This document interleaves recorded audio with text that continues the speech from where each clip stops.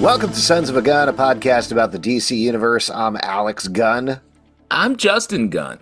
And we are sons of a celebrity parent we can't talk about here, who also has absolutely nothing, to be clear, with the to do with the thing that we're about to talk about, which is Joker, Folie À Deux, now in theaters. We're going to be talking about the movie. We're going to be talking about spoilers throughout. So if you haven't seen it in theaters, like most people in the world, maybe turn away until you do get to see it or see it on streaming. We'll also be talking about the disastrous box office this week, and we're taping this on Sunday morning before they put out the final box office results. But it does look like this is way lower than expected, not to weigh down box office talk too much here at the top, because I do want to get into qualitatively first before we get into spoilers. Obviously, first movie came out big, almost $100 million opening weekend, made over $1 billion at the box office. Huge success. Oscar wins. Exactly. Huge success. Very much a flashpoint in culture as well because of the content of the movie. Justin, I'm curious to hear from you. What were your thoughts on the first one? What were your thoughts on the first one before we even get into Joker Folie À Deux? Just so people have a sense of how we're feeling going into this new movie. Yes. The first one, I thought I liked the performances. I do think Joaquin is very good in this role, and clearly I think he likes doing it. There's something that has drawn him to this particular take on Joker, and he feels like he likes it. And the first one, you sort of get introduced to that. I think the story was so bleak, and I think it was hard to sort of get adjusted into the movie where you're following. It's a protagonist who you who is like falling apart, has a horrible life, and it only gets worse until he sort of finds fame by murdering people and lashes out against a society that crushes him down. That's a hard thing to be like, perfect, no notes. And I should also say that my wife, who doesn't watch comic book stuff, never really been involved, despite the fact that takes up 90% of my mental life, she loved the Joker. Like, to a shocking where I was starting to be like, what does this mean? Oh, did she get twisted? She's a little twisted. Okay. She's a little twisted. All right. That's pretty cool.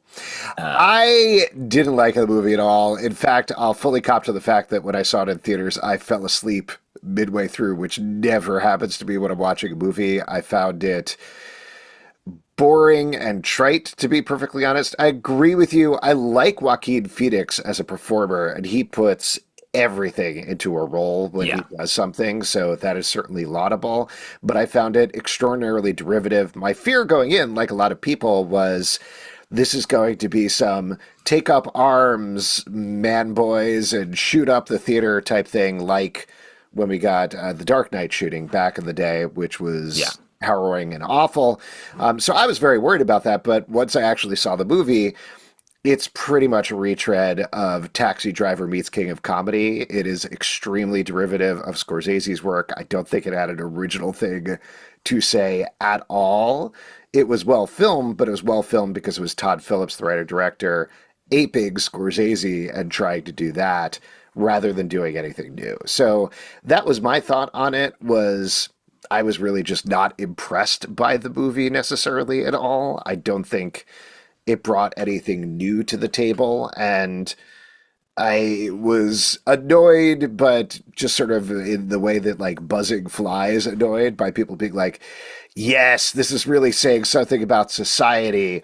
And to me, it felt like the level of somebody being like, society, huh? Have you thought about that? And that's pretty much it. So that was my feeling on the first movie. Well, and I think that's fair. I do think the reactions to that movie were so extreme in either direction, to the point where the movie won Oscars.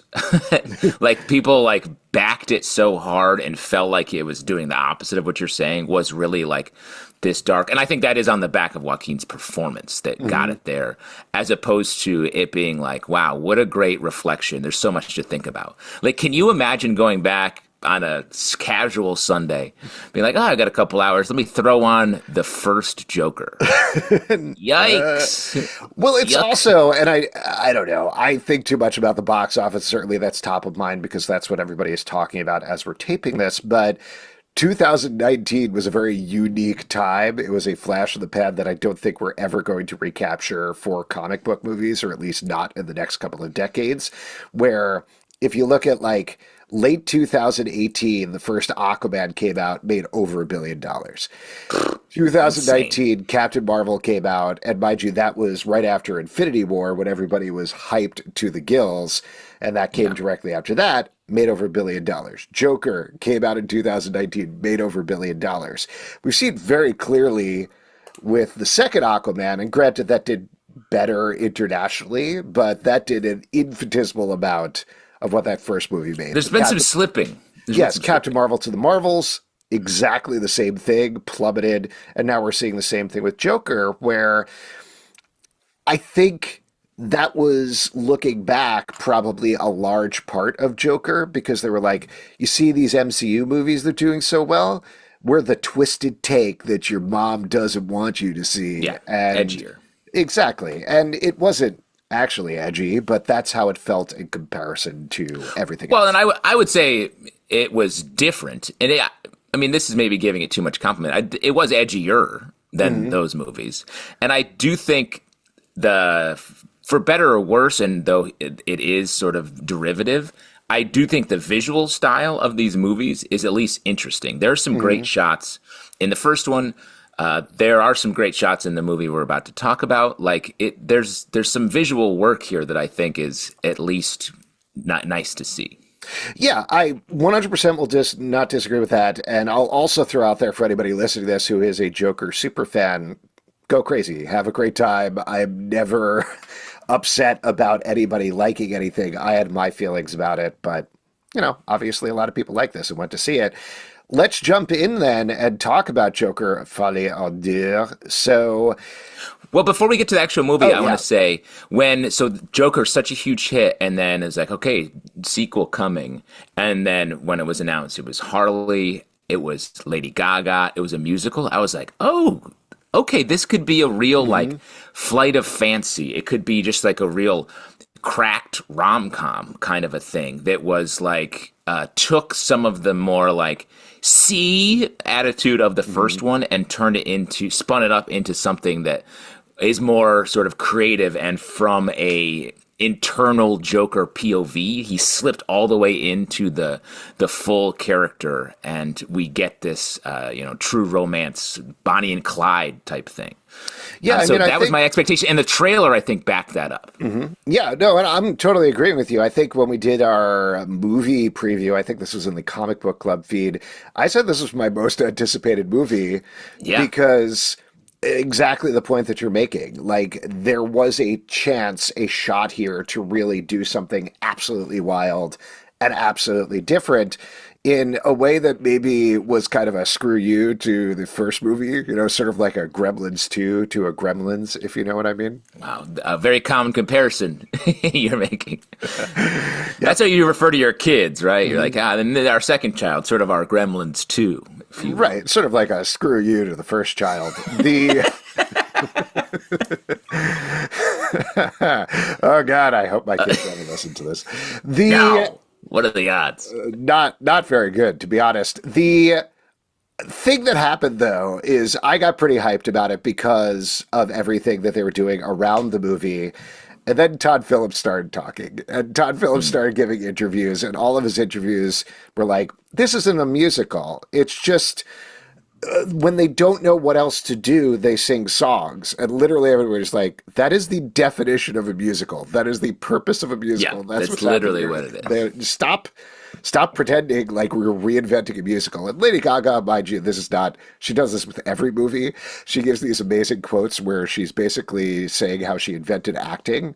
And she talks about like, what I did was I really got in the headspace of Harleen Quinzel, and then I crafted a character around that. And you're like, yes, what are you? And it's great. God bless her. God bless her. Yeah, it's nice. She's really discovering this new thing. That's such a very modern way of communicating. That's how everyone famous communicates. Is like, I did this thing that many have done before, but you wouldn't believe how I did it. I opened my mouth and it wasn't words that came out, but it was words, but there was other noise in between the words. They're calling it a song. I don't know. My favorite recent one, and this is very far afield, we can get back, but Chris Evans talking about his ending monologue in Deadpool and Wolverine, and he's like, yeah, I memorized all the words, and people are like, wow, that's so cool. And it's like, that's your job! That's so What are funny. you talking about? Wow. He's like, a lot of actors only memorize like syllables and letters. I did the whole words. It's like, okay, I bet you earned your lunch. Yeah, at a certain point, I think we just need to stop talking to actors. Like we've got, or just ask a minimum amount of questions of them. They get 5 questions total for any movie because these press tours are wearing them out and they're just saying insane things. Well, I also think this is a very modern thing where every reporter is a fan, and the tone is so like amazing. When it used to be like more of a profile, and you could be like, oh yeah, but that's just your job, right? And like it's sort of a little bit squared off. And now it's such a like boosting everything up, and so it makes for these interviews where you're like, you're treating these people like they're on training wheels. Like they're very famous, well paid, doing a job that we just want to hear about. Yes. Anyway, that is far afield from what we're talking about with the movie here, but I think that gives us a good sense of background going into this, how we felt going into the movie. I will say I saw this Thursday evening in one of the preview showings here in Brooklyn. It was basically empty. There were a couple of people in there. Yeah, basically empty. And the only people who were in there was one couple who was talking very loudly the entire time. There's another guy who was on his phone, and I thought he was pointing it at the screen to record it, but nope, he was in a bunch of chat rooms on his phone the entire time, like literally the entire movie. And I wanted to lean over and be like, could you please turn off your phone? But also, I don't know. What are they saying? What are the chat rooms saying? Yeah, but it's fine. I don't understand why people go to a movie theater, pay money, and then be like, I'm going to ignore this movie the entire time. There's better ways. Well, you just want to say you watched it. I saw it Saturday night, Alamo Drafthouse in Brooklyn. I showed up right before the cutoff where they don't seat you. You know, where they're like, if you're 15 minutes late, they like don't allow you. And I was like literally running to the door, and they're like, you can go in. I was like, thank God. Sat down, packed, every seat full. Right in front of me, I was in the second row. Right in front of me were 2, I want to say, like 10-year-olds.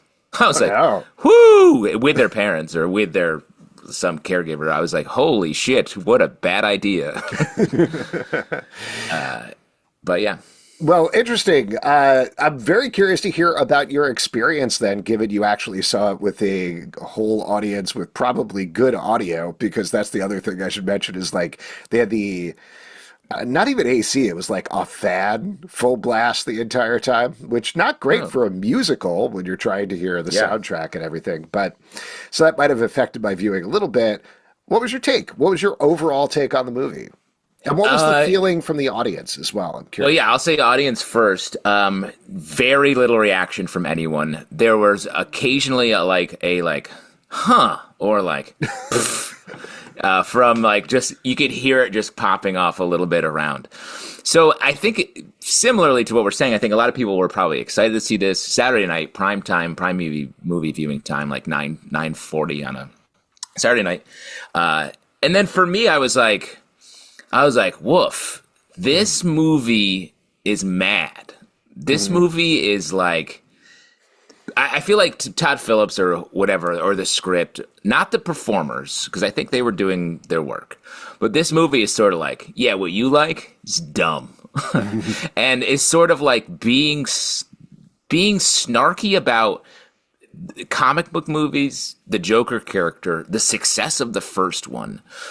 The idea that you think this would be better than the first one, and sort of putting a thumb in our eye, I think. And you know, there's a lot of small examples of that, but the story I thought was just unendingly bleak, but also empty. it didn't have. I was like, you want us to think these people are in love? You've given us nothing. And then at the end, you're like, you don't want them to be? They're not in love? Yeah. I don't know. It left me feeling like, on a cold day and you hear someone like hit a metal pipe and it's like, that noise is so hurtful. That's what this movie felt like. So I will say, despite everything that I said in the first 15 or so minutes of this podcast, I still want to like something when I'm sitting down, when I'm spending my time. And I actually thought the beginning of the movie, there was promise there. I didn't love everything that was going on, but I thought there were some interesting swings. It felt like there was a potential narrative flow that they were going to follow. And not to call out a specific point, because I'm sure we're going to talk about specific points in a second, but it felt like it was the One Flew Over the Cuckoo's Nest arc of like, we're in this place, we're trapped here. And I thought the idea was like, oh, how can love and hope flourish in a dark place like Arkham? And leading up to the escape of Joker and Harley, I was like, okay. And then they run through the town and we're going to, see what that's like, and it's going to fall apart somehow. That's interesting to me. Like, that is the flow of a musical. That is interesting. And then as soon as they try to escape and don't, the movie went way downhill from there, became hideously unfocused, didn't, I think, know what it was trying to say or how it was trying to say it. And even the ideas that potentially were interesting that it threw out in that second, I don't know, third half, 2/3, whatever it was of the movie, where it started to go into the trial. And I saw somebody online or several people online compare it to like the final episode of Seinfeld, where it was just deconstructing the first movie, and that was pretty much it. There were some interesting ideas there in terms of being a referendum on the first movie and the discussion around the first movie, but it wasn't clear that's what the movie wanted to say or what it was trying to do or what conclusion it was getting to. And I don't need it stated out loud, but I've seen a lot of like, because the movie is tanking, people who were fans of the first one are reclaiming this movie already. And they're like, no, you just don't get it. It's secretly genius. And I don't think it is. I think it went in a million different directions and just didn't choose one. Well, in that way, it does feel like a heightened version of the sort of bleaker parts of the first one, where like taking all of that sort of life is hard and then it gets worse and there's nothing for you. It takes that and sort of then gets after the people that were elevating Joker. And because in the movie, in the first one, he gets famous for being externalizing his internal pain and trauma and all that. Yeah, for killing Robert De Niro on live television. Yeah, exactly. And in this movie, it picks up on that right at sort of 2 years later, but sort of right off of that. And then it undercuts even that. It undercuts that power. And I sort of like the idea of that, of when he finally comes clean in the courtroom and says like, no, I'm just this is just who I am.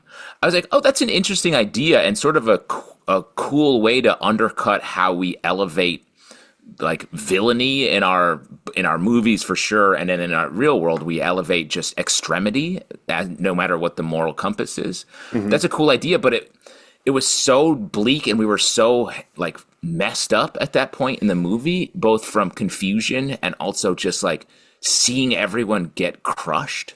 That even Joker, when he puts on the makeup in the courtroom, you're like, oh, this is like the fun part. And they're like, no, it's not fun here. It's the saddest part. I think that points to the inherent problem of the movie. And granted, I meant to go back and revisit Joker before I saw this just to sort of have a sense of it because it's been 5 years or whatever. But Arthur Fleck, the character that Joaquin Phoenix playing, is not interesting at all. Like, he is a completely empty void of a human being, and I think that's what it's supposed to be. That sometimes works in terms of like when Heath Ledger does the Joker in The Dark Knight, where it's just you don't know anything about him, and that's something that they play up as kind of scary, is he could be anything at any moment. Arthur Fleck that I thought wincingly knock knock joke that he does at the end, where he's like, knock knock, who's there? Arthur Fleck. Arthur Fleck, who? Yeah. I was like, okay, I get what you're going for here, but this is very embarrassing for everybody concerned. When they cut on that, I was like, Jesus, dude. That's when the person next to me went, poof. Yes, that to me though gets to the sense of like the two problems with the movie. One, that Arthur Fleck is nothing. He's just not an interesting guy, and for all of these people to be rallying around him, there's something to be said about a guy who steps up in this identity of the Joker and inspires all of these people, but really secretly he has imposter syndrome or whatever is going on here. But I don't think the movie wants to go all the way on that.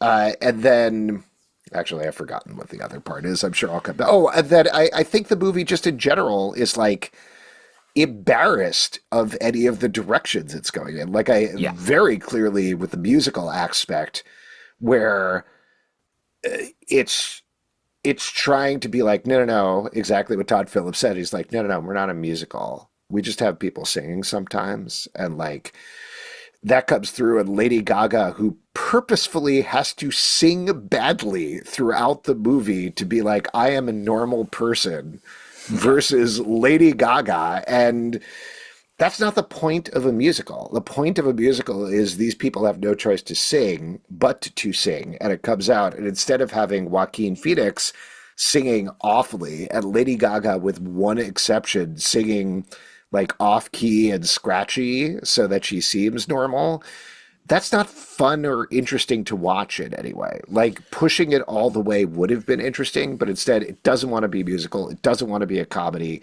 It doesn't want to be a romance. It doesn't want to go all the way in throwing Joker under the bus, maybe because it's like, we still got to court those fans of the first movie. It's too embarrassed to go fully in any particular direction. Well, and I don't know if it's Todd Phillips to blame for that, but he did write and direct this because it definitely does feel that way. Like, it's like the kid who in high school in a classic like 80s plot line who like was a dork, and then he gets cool, and then he shits on his old friends now that he's cool. And you could feel that in the movie, like you're saying, because it starts with this animated cartoon thing. That I was like, that's cool, that's weird. And it feels like it's purposely saying like, here's this, we're in this like not real perspective. This is someone who can't take reality, so we're getting a cartoon vision of the world. I was like, perfect. That tracks so well with musical, where it's you heighten out of reality with songs because you can't express the emotion in normal speech to the people. And I'm like, perfect. You're trapped in Arkham Asylum. Of course you're going to have flights of fancy into musical. You have a romance that is happening in your brain. And they do that a little bit, but they don't. They're too scared or afraid or embarrassed, like you're saying, to commit to that. So then that becomes like sort of a half-done romance. And then the movie goes way out of its way to undercut everything, to undercut the rest of this movie, the entire first Joker. And then I think eventually comic book movies in general, the audience that likes comic book movies and any comic book movie in the Batman franchise that comes out of this, I think it's all saying like, this is all dumb. This is dumb. Well, it's saying that, and then in the last couple of minutes, and without jumping too far ahead, but maybe we could talk about this now. In the last couple of minutes, it's like, we're embarrassed of being a comic book movie. We're not your grandma's comic book movie. Oh, by the way, Harvey Dent's here. There's an explosion. He gets half of his face a little scarred. You guys like that, right? He has like a kind of a Two-Face thing going on, but not exactly, not completely. It's just like a little bit. And then, yes, sorry, go ahead. Well, I'm going to continue what you're saying, I think. Like, I feel like it's saying like, yeah, and we got to do this stuff for you guys. Like, look, he got a little blood on his face. And then I think the low-hanging fruit version of it is when the dude stabs him. And I think we're meant to think that that's the Heath Ledger Joker. Yeah, I mean, that whole scene at the end is Arthur Fleck gets stabbed in the hallway. I am so conflicted. We could probably talk about the guards at Arkham at some point because, like, I know Arkham Asylum is supposed to be the worst place. This is Arkham State Prison or whatever they're calling it. But the level the guards are like, yeah, go wherever, do whatever you want. No big deal is crazy in this movie. Doesn't make sense. Doesn't make sense at all. And particularly that last scene, unless they prearranged it, the guard's like, okay, leaving you behind, Arthur. Bye-bye. Have fun in this hallway with this psychopath. So, yeah, this psychopath played by, what is it? It's not Colin Story. I don't remember his first name. Corin Story, something like that. Anyway, this actor who plays unnamed inmate shows up, tells him a joke, quote unquote, where it's like a psychopath goes into a bar, sees a clown there, is like, hey, I used to watch you on TV. You used to be funny. What happened? And then he stabs him to death. And as Arthur is bleeding to death on the ground, this guy takes the knife and cuts open his cheek just the way that Heath Ledger did in The Dark Knight, and told all those, you want to know how I got these scars stories? So this is the origin of how he got those scars, and then he laughs very distinctly like how Heath Ledger laughed in The Dark Knight. So I'm sure, I haven't seen Todd Phillips give any interviews about this. I'm sure they're coming out in the oncoming week, and he'll be like, it's up to interpretation, whatever people think. Yeah. But it's 100% not. The implication is very clear, based both on the timeline and what they show here, that they're like, yep, this is Gotham City before Batman Begins, The Dark Knight, and The Dark Knight Rises. Our two movies are a prequel to that. And they're trying, and this... I think the reason that we're talking about this here, and maybe I assume this is the same reason you're bringing it up, is like, it feels like a scared move on the part of the movie rather than letting it stand on its own and be its own duology or whatever they want to do about the Joker, that they have to be like, no, we're connected to one of the most lauded comic book movie trilogies of all time. And same way that the first movie felt like Todd Phillips being like, hey, Martin Scorsese, senpai, recognize me, or whatever the phrase is. Mm-hmm. And then Martin Scorsese was like, nah, I'm never going to watch that movie. I get it. And then they dress up a judge as Martin Scorsese and kill him in this movie. This same thing feels like, hey, Christopher Nolan, senpai, recognize me, particularly at the end with the car bomb exploding and the whole thing. Like, it's very Christopher Nolan inspired. And it's just sad. Like, do your own thing. This movie would be much more successful if they were like, nope, we can stand on our own and have our own ideas, but it implies to me that they just don't have them. Well, and like I wonder if that was an idea in the script, or if there was other influence to try to make that happen, because it does feel sort of like nihilistically like, yeah, we got to do this. It feels like so different from what they were trying to do that I don't know why they would ever creatively be like, let's definitely link these up.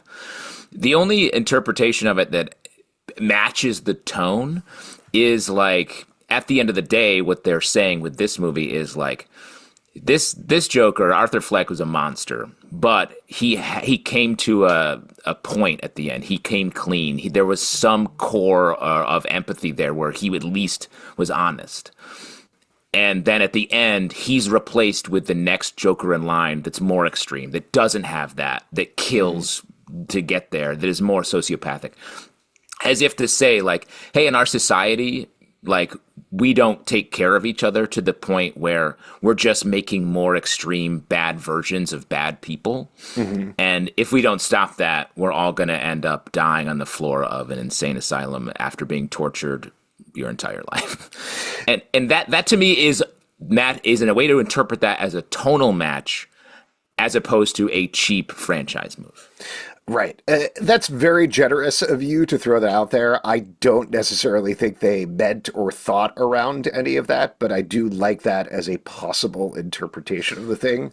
Well, and let me say, just to be positive for a minute on the movie, like, I thought that at least felt like something.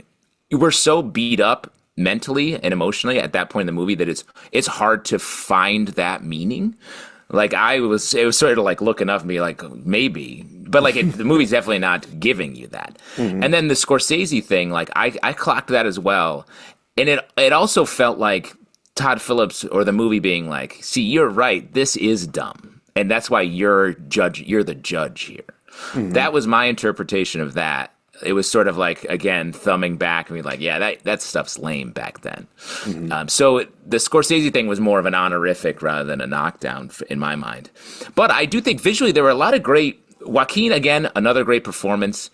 There were some moments that did hit emotion in the musical portion. The song when he's in the interview, I thought was actually really nice, and it was well shot, the way we sort of came in on Arthur singing the what is Bothered, Bewildered? I don't know Yeah, the name of Bewitched, Bothered, Bewitched, Bewildered. yeah.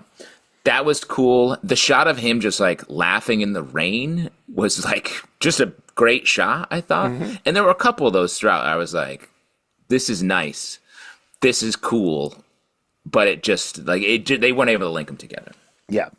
I mean, on that note, to give some sort of positive things, I actually did like Lady Gaga in this. I don't think they explained her character very much, but having read a bunch of reviews where they talked about she really wasn't in it at all, I did feel like she was present, excuse me. I feel like she was president of the movie. I'm voting for her. I'm writing her in. I do think she was very much the motivator for Arthur throughout the movie. So even when she was off screen, I certainly felt her presence there.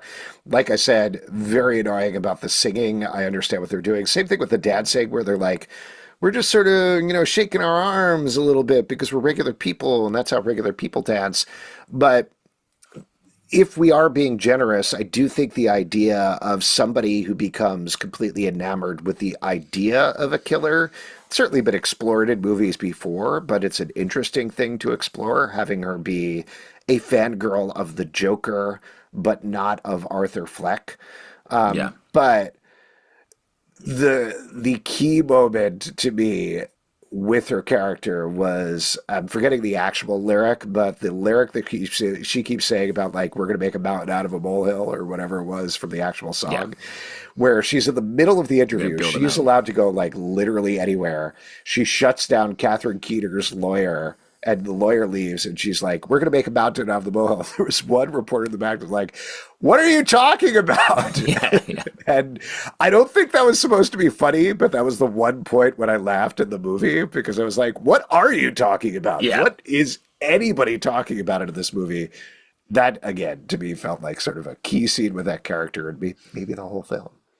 Well, and I think I agree. I did like Lady Gaga in this, but like I just wanted her to like take the shackles off. I wanted the movie to let her cook, like let her sing out, let the character be in love. Like let's see that love. They mute it so much. The musical numbers and the fantastical nature of them ends up making them feel emptier rather than like huge expressions of love. And I was like, because at the end of one of my bigger takeaways is like this movie just has a perspective problem.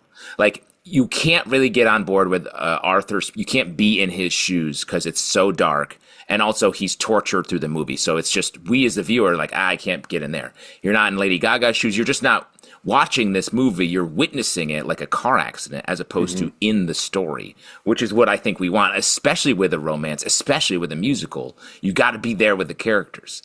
And I just wanted to get in on it. It only happened a couple little flash moments. The scene with Arthur's assistant when he's in court, he's representing himself, and I forget it, Mr. Puddles.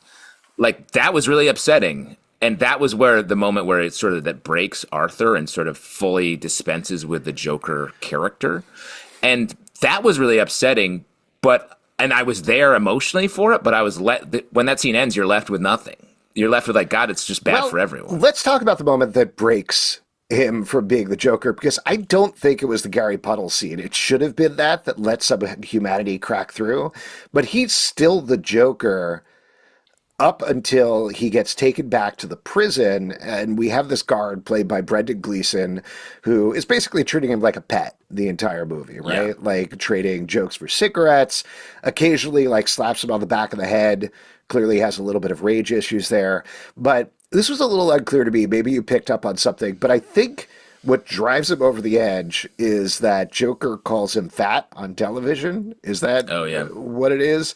And so when he gets back to the prison that night, he's still Joker. He's still in the makeup. Brendan Gleeson makes him wash off the makeup in the bathroom with two other guards. They throw him to the ground. And then it cuts, and we see him being basically like catatonic. He shows up in court the next day and gives the whole speech about, I'm not Joker, I'm just Arthur Fleck, knock knock, who's there, etc. They're not clear about what's happened, but there's no visible wounds on him or anything like that. I think the implication is, trigger warning here, I guess, but they raped him in the bathroom. I believe so, and I was like, guys, not necessary. What are you doing here? That's my question. Is like, if that is what happened, and a million other things could happen, maybe they just like gave him a stern talking to, but probably not. Yeah. What is the message we're supposed to take away from that? That Arthur was the Joker until he was raped by 3 prison guards, and then he's like, no, I'm just Arthur Fleck. Well, and is it, if those guards are meant to represent what? Society, like structure in our lives, or like the systems that keep us where we are? Like what? We're just meant to be like, yep, that's how it happens. The things that keep you down will crush you, and that's what needs to happen. That's what the story is.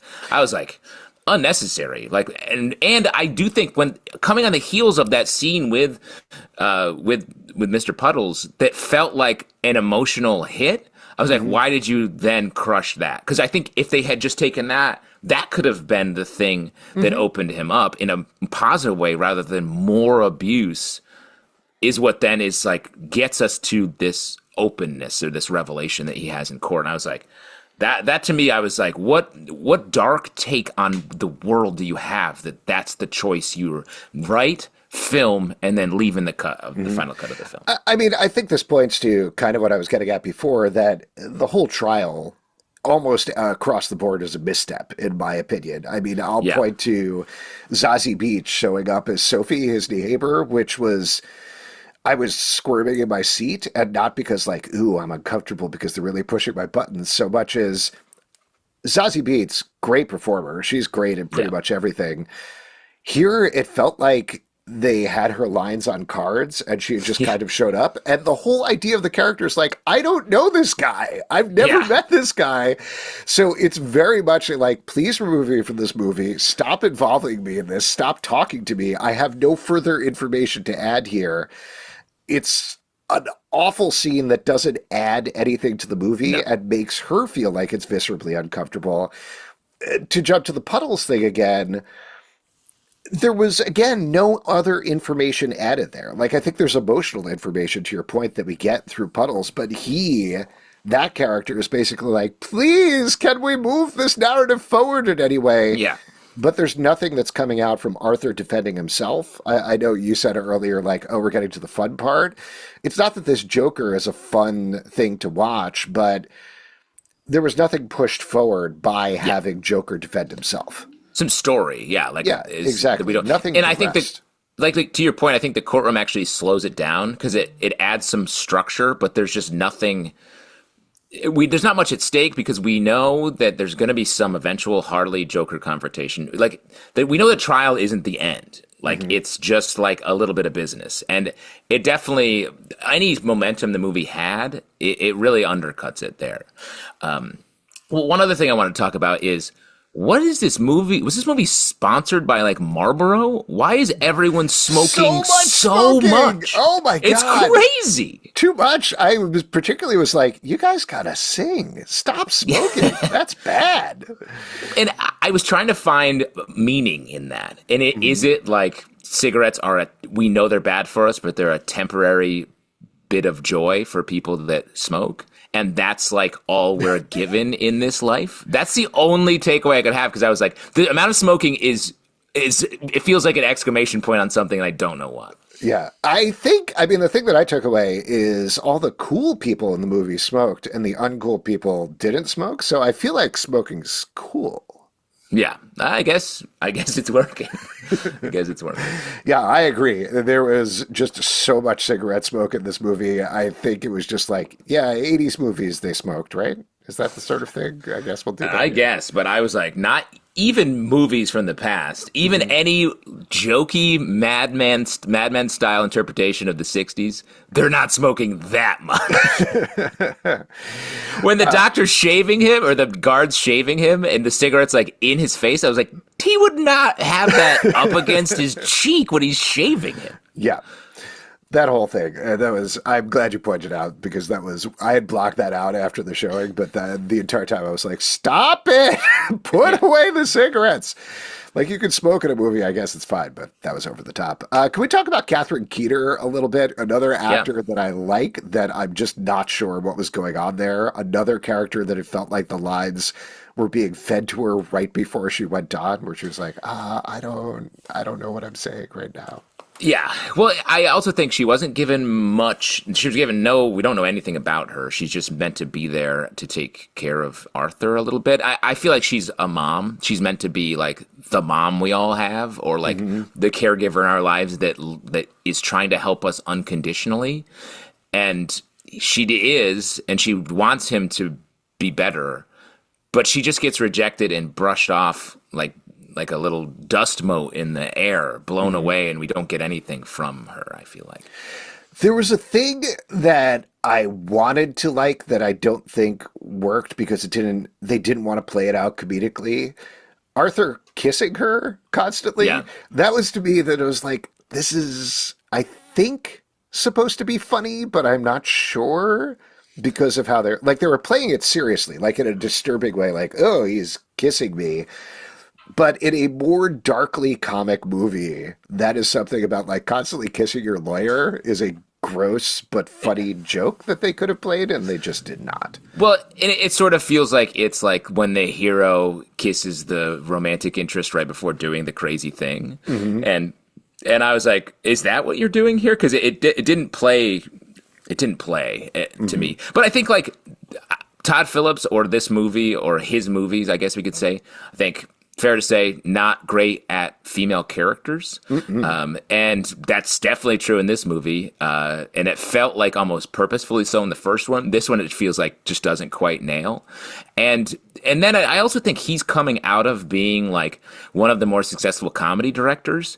And he seems to be like, I don't do that anymore. Jokes are dumb. And we don't do jokes like that. We do weird stuff that happens. And if you think that's funny, fine. But it's not a joke. Yeah, we're going to make you uncomfortable. Yeah. Cool. One other positive that I'll say about the movie, though, great to see Harry Lottie, who played Harvey Dent, in a scene with Ken Leung as Dr. Industry reunion. Yeah, it was an industry reunion on screen. I really wanted them to start talking about Pierpoint or something. But honestly, I missed his accent in this movie. And right after that scene, I hear listening to his Harvey Dent accent, I was like, oh, this sounds weird. If anybody doesn't watch Industry, by the way, there are two actors who are on HBO's Industry. Very fun to see them together. That's the whole point there. But that was fun. Anything else? Obviously, there's a lot of stuff we skipped. I did want to say, jumping back to a point we made earlier, not to rewrite this movie at all, but like per the trial thing where I think it goes wrong, I think what the movie wants to be at the beginning is One Flew Over the Cuckoo's Nest into Natural Born Killers. And that to me would have been at least more interesting to watch and had a clearer arc over the course of the movie. They escape, they go on a rampage. You still have those same beats of him being like, I just want to be Arthur, I just want to start a family. But you have it with a more direct plot versus the second thing that brings everything to a grinding halt. I agree. Natural Born Killers. The thing that I was thinking of during it is there's an old lauded SNL sketch from like the first season, I want to say, where Steve Martin sees a girl across the room, and then they start dancing. And it's this huge, wild dance, and the party is continuing around them, and it's just them being crazy and funny. And then it eventually comes back, and they're just separate across the room, and they never sort of connect. And it's a great sketch. It's one of the more artful sketches that they used to do more of back in the day. And it felt like that should have been what this movie is these two people, maybe they only see each other once in that first moment when they see each other. And it's just this flight of fancy for two lonely people who are like, have been crushed by society. And we get to see that all play out. And it's just a little beautiful, not have to make a whole point about the first movie. And it's just a little parable about like, yes, it's hard, but we can find love no matter where we are, or no matter what's happened to us or whatever. And I think maybe that's what I was walking into the movie with, so that's my bad to have that expectation. But this movie was literally doing the opposite of that. It's like, you want to have a dream? Crush, boot heel, and smash your dream in front of your face and then smash your face. Well, I think it's consistent with the tone of the first movie, at least from my perspective, where they came in being like, I am a provocateur. I am going to provoke you. Have you ever dealt with something like this crazy Joker guy who lives in a society? And then the second movie was very much like, oh, did you like the first movie? Well, I'm still a provocateur, and I'm going to provoke anybody who likes it and get at you, instead of just telling a story and telling a story of two people and having an actual idea and an emotional intent there, which is not what we got. We haven't talked about the most important character who did come back from the first movie and the second movie, which is the stairs. That was pretty exciting to see the Joker stairs. They mentioned halfway through the movie, she was like, I got an apartment near those stairs. And I was like, oh, it's coming. Well, I know, and I was like, what a weird to be like. Well, we got to have the stairs, and stairs come back twice. She's walking up alone, and she's like, I'm ascending to Joker, and then it's where they have their final, like, again, unnecessarily sad breakup moment on the stairs. I was like, it just made me laugh. Yeah, it was all very unnecessary. It would have been much better if he then tumbled down the stairs. That would have been very funny. Any other thoughts on the movie here? Obviously, we jumped around all over the place a little bit. Sounds like we were generally bummed out about it more than outright hated it, I think, or am I wrong about that? Yeah, no, I think that's fair. I mean, it's there's some filmmaking here. There's some ideas at play. It's just these aren't ideas that I think anybody wants, and it feels a little bit of a pushback on us as audience fans, anything. And I think it's especially bleak, a movie like you were saying about being a provocateur. If you're a provocateur and then a second provocateur, it sounds like you're actually getting conservative the second time. If you're rejecting the rejection, you're going back to the mean or the median there. And that's what I think this movie does a bit, especially with the end, where it just plugs in back into the franchise with setting up the Heath Ledger Joker. And I was like, okay. Good for you. Nice. You did the thing that the first movie was very aggressively not doing, I feel. Right. And also you did the thing, not to get too much into it, but is directly antithetical with what they were trying to do with the Joker in The Dark Knight, which is he has no origin movie. He is lying. He's telling stories. You never know where he comes from. And here they're like, we're going to explain it. Slicey, slicey. Well, and I think it cheapens it. His point, maybe the point is like, yeah, that cool part of the movie is also dumb because no one in the world can be that interesting. They're just ripping off someone else and doing it in a more extreme or worse way. And I was like, oof. You made me like another movie less? That's hard. The other place, and then I do want to move on and talk about the box office a little bit before we wrap up here, as we promised at the beginning, but that my mind immediately went to, I don't know how much of Gotham you watched, but on Gotham, they were specifically, for still relatively unknown reasons, not allowed to use the Joker. Like they were like, no, the Joker's reserved for the big screen. You can't use the Joker on here. So they had to jump backwards to try to figure out a way to include some form of the Joker on Gotham without actually ever calling him the Joker. So they came up with this character called Jerome, played by Cameron Moynihan, and he was awesome. He was fantastic in the role. Maybe arguably the best Joker of all time, even though he wasn't the Joker. He was utterly fantastic on the show, but they kept having to explain to him, like, no, he's not the Joker. He's not going to become the Joker. He is the proto-Joker. He is the guy who inspires the Joker later on to be the Joker. And that was the same thing here. And I was like, but you didn't have to do that. Nobody was telling you you couldn't do it. So why did you do this thing that they were boxed in on a show for 5 seasons on purpose? That's crazy. Well, And why are we being so precious about the Joker when there's been like 9 of them? It's like, guys, just do more of them, or don't do more of them, but like don't do half more of them. It's crazy. All right, why don't we talk about the box office a little bit, because I'm curious to get your take on this. So again, we are taping this like right now as I'm looking at the time, about an hour before the official box office receipts or unofficial box office receipts come out, but it was expected initially to make like $80 to $90 million, and then they brought it down to like $60 to $70 million. And as of this recording, it looks like it's going to have an opening weekend of $47 million or probably less, because it seemed to be dropping over the course of the weekend. The Thursday night previews, when I saw it, made $7 million, which is about similar to the Marvel $6.6 million. Now, and it's had a very similar pattern. Like, I don't remember the exact box office for the Marvels, but that was around like mid 40s as well. After the first movie opened huge, went on to make $1 billion. Again, I think in my mind, this points somewhat to the bad word of mouth. It had a D or D minus cinema score, which is what they measure when people come out of the movie, whether they're going to recommend it, which is worse than Megalopolis, the Francis Ford Coppola movie came out that bombed. Yeah, pretty bad. And the worst one for a comic book movie of all time. I still think it is more that 2024 is a different time than 2019, and that's a huge amount of the knock here than anything that has necessarily to do with the movie, even though I like both of these Joker movies exponentially less than, say, Captain Marvel and the Marvels. But what's your take on it, Justin? I mean, I do think, while this is a very disappointing box office, I bet it will tick up a little bit and maybe have a little bit of legs to it, more than some movies do, like more than like Marvel's did.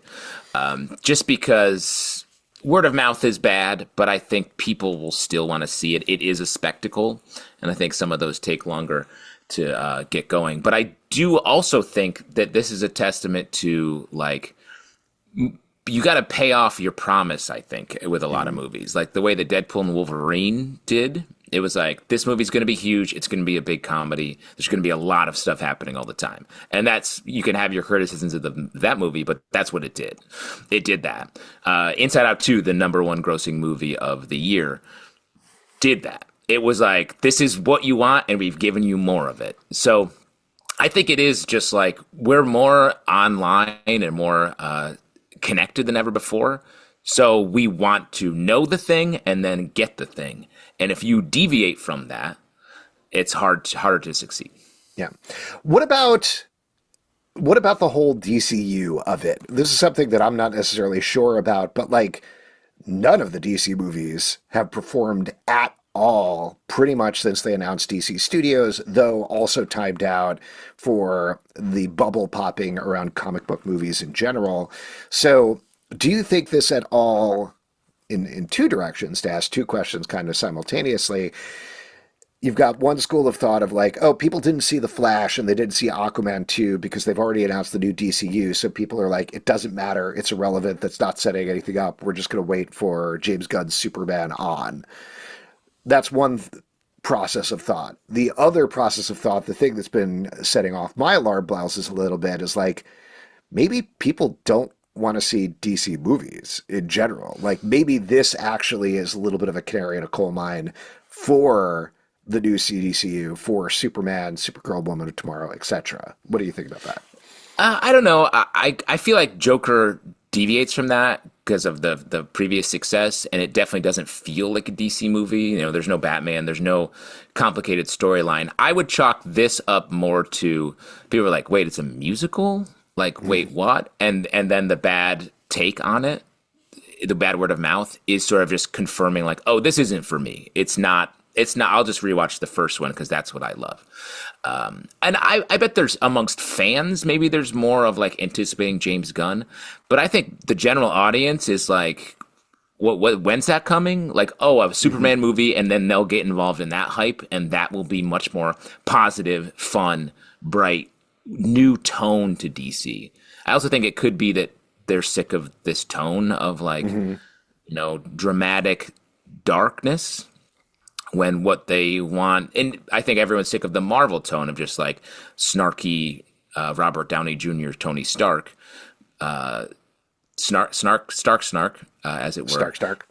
Everyone wants sort of a new tone that feels fresh, and it could be just going in a new direction.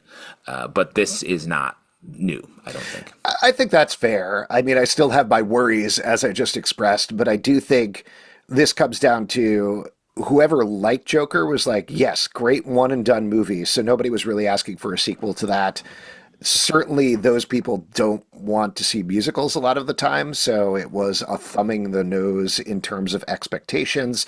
So yeah, we'll see how it does long term. We'll see if it does have more legs, as you're saying. In the meantime, if you'd like to support this podcast and all the podcasts we do, patreon.com/comic book club. Also, we do a live show every Tuesday night at 7 p.m. to Facebook and YouTube. Come hang out. We would love to chat with you about the DCU. Apple, Spotify, Android, or the app of your choice to subscribe, listen, and follow the show at Comic Book Live on Twitter/X, Comic Book Club Live.